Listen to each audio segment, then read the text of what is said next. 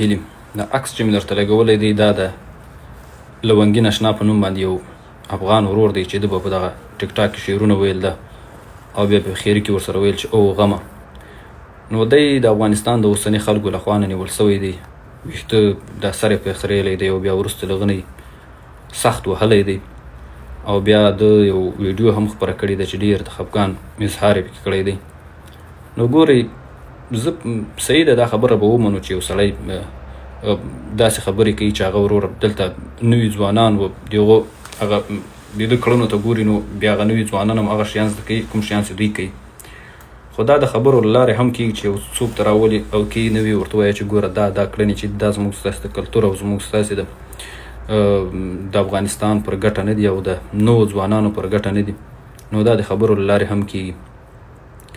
موږ تاسې به د سوشل میډیا کې ډېر داسې کسان ولیدل چې دلته ډېر فحشا خوروي، ډېر بد و رد وایي، ډېرې کنځلې کوي، خو بیا هم افغانستان ته ځي راځي، نه چا سر پرې وخوري او نه چا بندیان کړل. تر حال چې ډېر بندیان هم شول.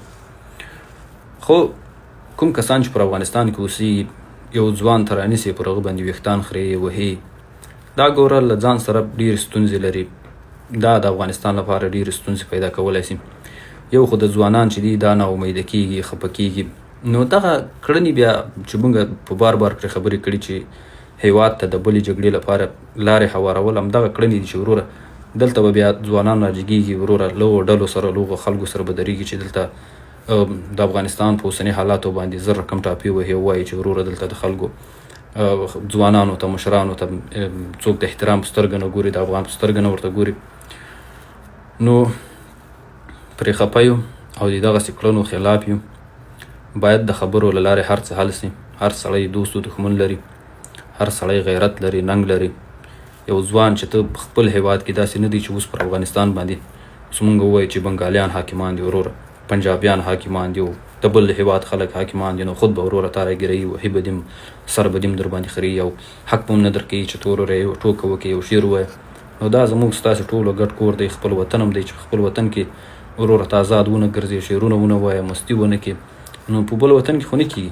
دا چې په خپل وطن کې بیا ته داسې بې عزته کېږي، داسې یو سړی کم راځي په خپل کلي کې د ټول عمر لپاره دا پیغور ورته پاتې کېږي.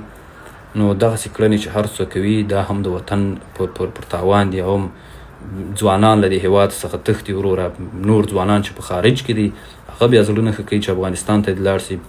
ګورئ افغانستان ته د خارج میشتو افغانانو تګ راتګ دا د افغانستان اقتصاد سره ښه کېږي، د افغانستان تصویر نړۍ ته روښانه معرفي کوي. نو دغسې کړنې سره بیا نور ځوانان هم زړه نه ښه کوي چې افغانستان ته لاړ شي. پر افغانستان کې چې کوم ځوانان وي هغوی به هم د دې کوښښ کوي چې له وطن څخه لاړ شي. نو دغسې کړنې باید ونیسي او څوک چې کوي د هغو باید په جدي باندې مخنیوی ونیول شي. مننه.